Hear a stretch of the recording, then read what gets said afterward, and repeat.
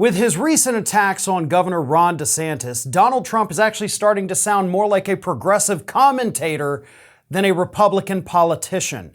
Donald Trump hit at Ron DeSantis this week on the crime rate in Florida, the COVID death rate in Florida, the crappy education system that we're living under, and remarkably, everything that Donald Trump said is true, and I know that because those are all things that I have sat here at Ring of Fire and said on the air. So let me read you these posts that Donald Trump sent out on Truth Social this week.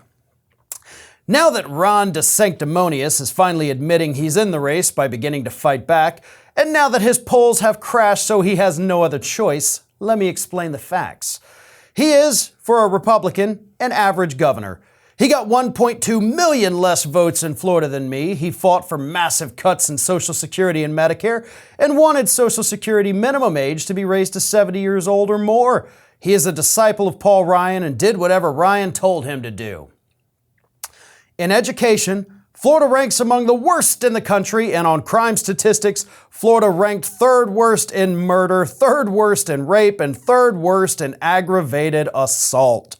For 2022, Jacksonville was ranked as one of the top 25 major crime cities in the country, with Tampa and Orlando not doing much better.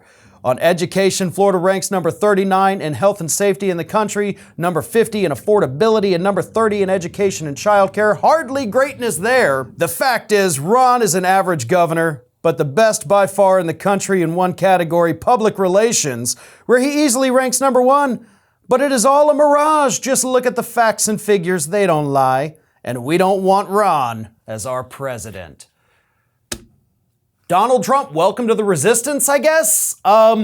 Listen, he's not wrong about those rankings here in the state of Florida, which, by the way, it's not just because of DeSantis. We have had 25 years of solid Republican rule here in the state of Florida, and it's been horrible for our education system, for our health system, for our environment, for our economy.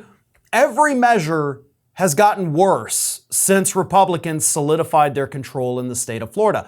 And as I pointed out earlier this week, talking about the crime rate here, which is something Republicans love to hit the Democrats on in their Democratic states, Florida has actually seen an increase in violent crimes, murders, assaults, batteries, things like that, but a decrease in property crime, whereas the out-of-control crime in New York that Republicans talk about, they've actually seen a reduction in violent crime, but an increase in property crime.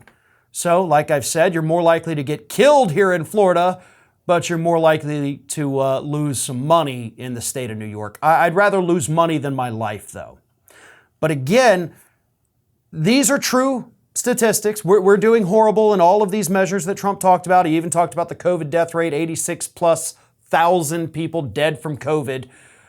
But here's the thing, Donald.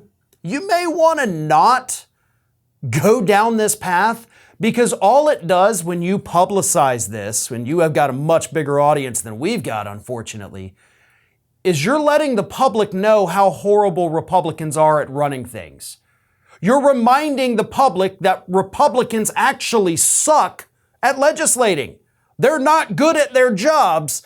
So while I appreciate what you're doing, I'm sure the rest of the Republican Party would love for you to just shut up and stop shining that big old spotlight on how bad Republicans really are. This is Hattie. Hattie wants to know why you have not subscribed to our channel. You obviously like our videos, so do us a favor and subscribe.